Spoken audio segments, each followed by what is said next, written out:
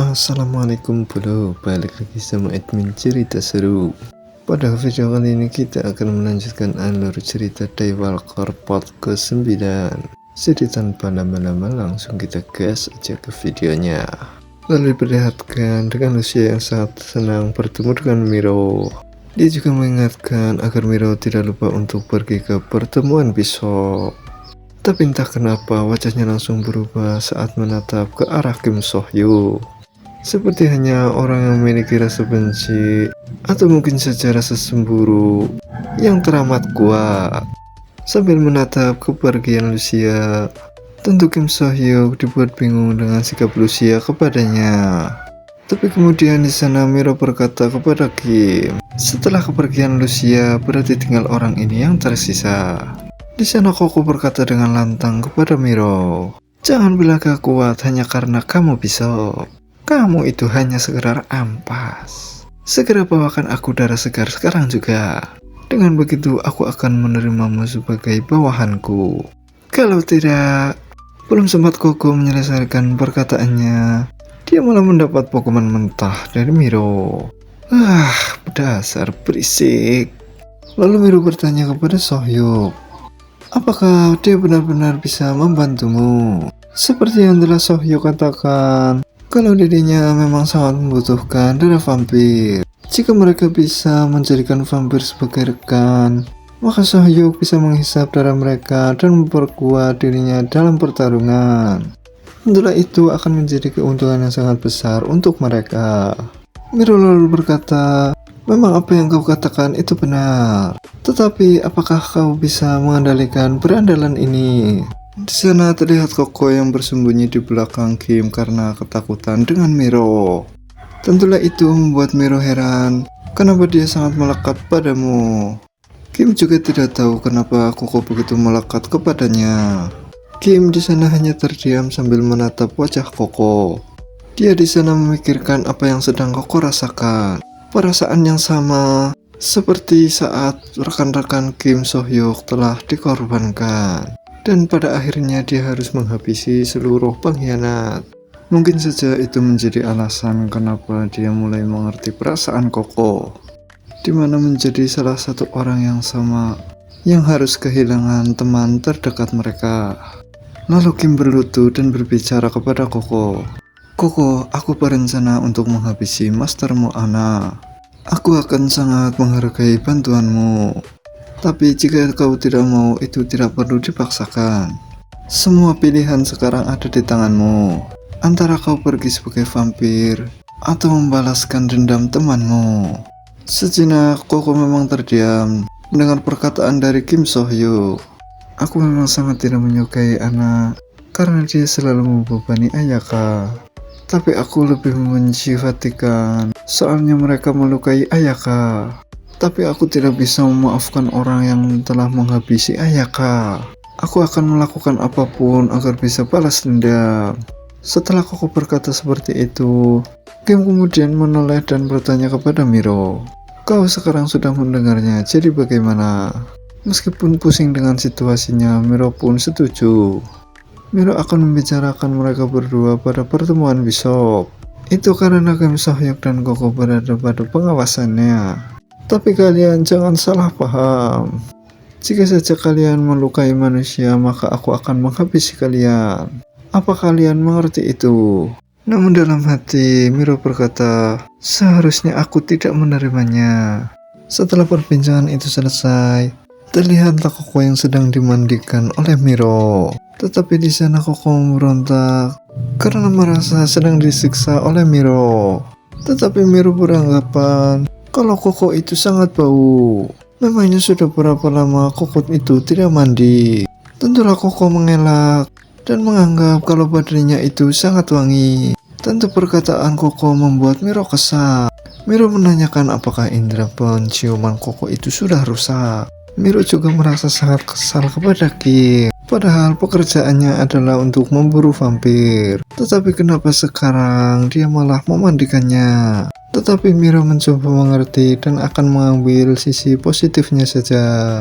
Dan saat Miro mencoba mengeramasi Koko, tiba-tiba saja samponya itu masuk ke mata Koko. Tentu Koko yang belum pernah keramas merasa sangat kesakitan.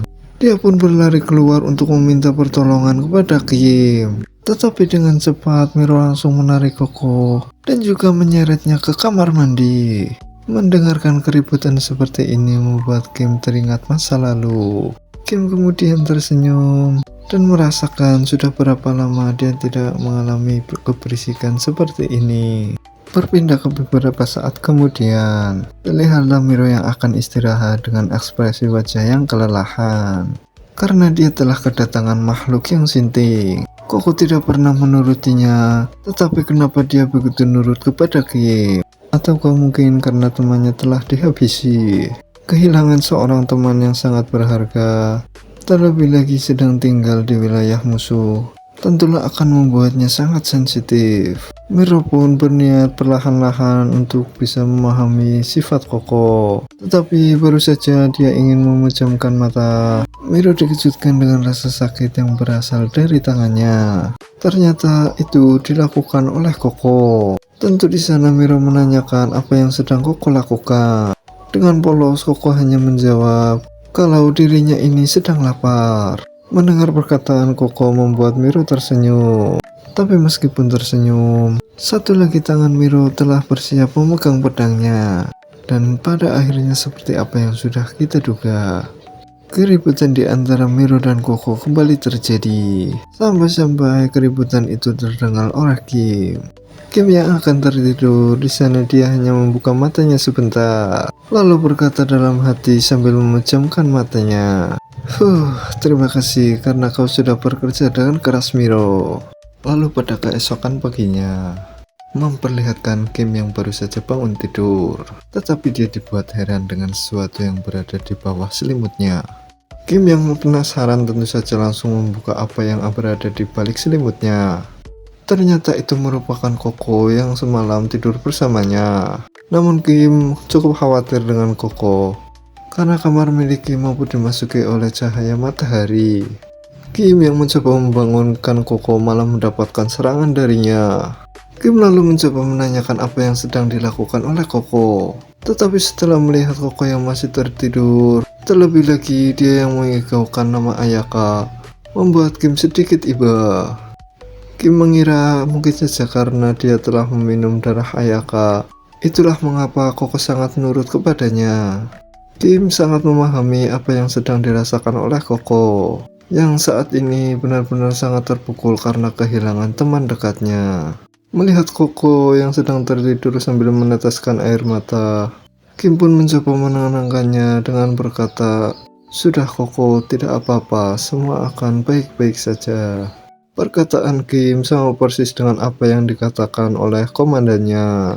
Pada saat itu Kim telah mengetahui apa yang menjadi fakta sebenarnya. Pada saat itu Kim yang sedang terpukul karena kehilangan teman-temannya dan juga fakta dia telah menjadi vampir ditenangkan oleh komandannya. Situasi itu pun sama persis dengan apa yang sedang dilakukan oleh Kim pada Koko. Kemudian scene berpindah beberapa saat kemudian. Terlihatlah Kim yang sedang berlatih bersama Miro. Kim dengan sangat mudah menghindari seluruh serangan yang dilakukan oleh Miro. Terlebih lagi kali ini kemampuan Kim cukup mampu untuk mengimbangi kecepatan dari Miro. Di sana Kim mampu melihat serangan yang akan dilakukan olehnya. Kim pun dengan sangat mudah mampu menghindari serangan itu. Tidak sampai di situ saja, Kim kemudian melakukan serangan balik. Tentulah melihat kemampuan Kim sekarang membuat Miro cukup terkejut. Serangan Kim kini hampir mengenai wajah Miro. Tetapi kemudian Kim dibuat terkejut dengan apa yang dilakukan Miro. Di sana dengan sangat mudah Miro mampu menangkap pukulannya. Miro juga memuji Kim karena kemampuannya kini telah berkembang. Kim jauh lebih responsif daripada sebelumnya. Kim pun mengungkapkan itu semua karena darah dari Ayaka. Miro kemudian cukup senang dan akan menggunakan itu sebagai keuntungannya. Kim yang bingung tentu bertanya apa yang sedang Miro bicarakan.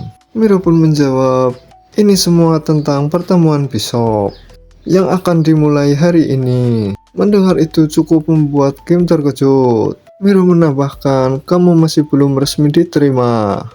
Tetapi sekarang akan menjadi hari di mana kau menjadi anggota resmi.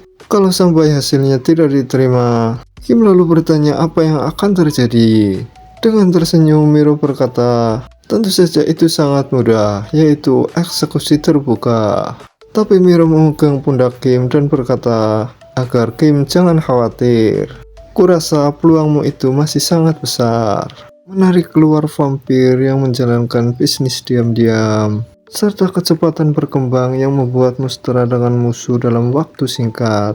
Itu sangat berkontribusi untuk Ordo pada kejadian kemarin, dan akan menjadi kunci utama untuk bisa menghabisi Ana.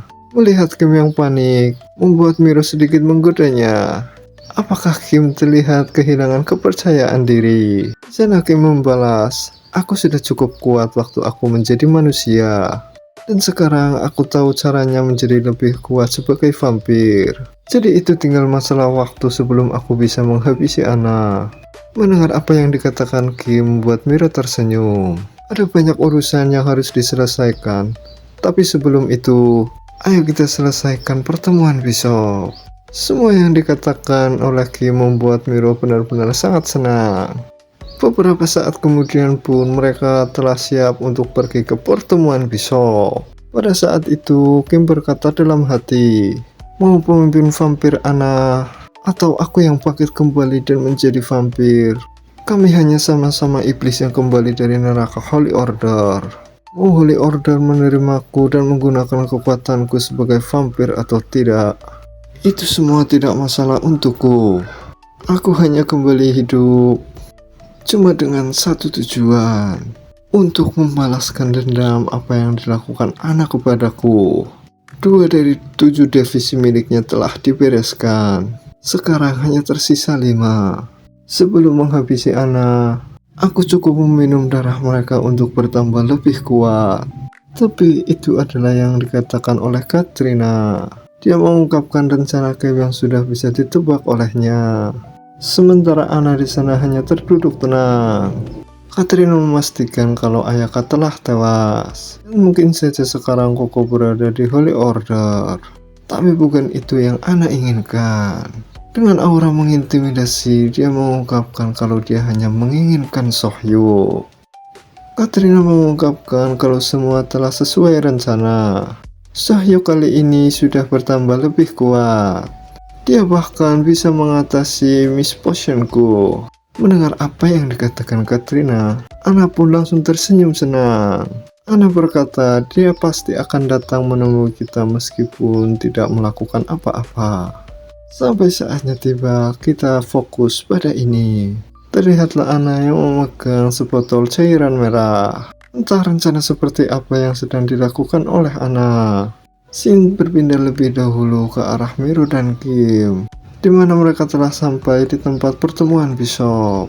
Kim pun bertanya, apakah gereja ini sama seperti apa yang ditunjukkan oleh Miro? Miro menjelaskan kalau gereja yang di bawah kendali Holy Order, tempat ini juga berperan sebagai gereja umum untuk bisa mengumpulkan informasi.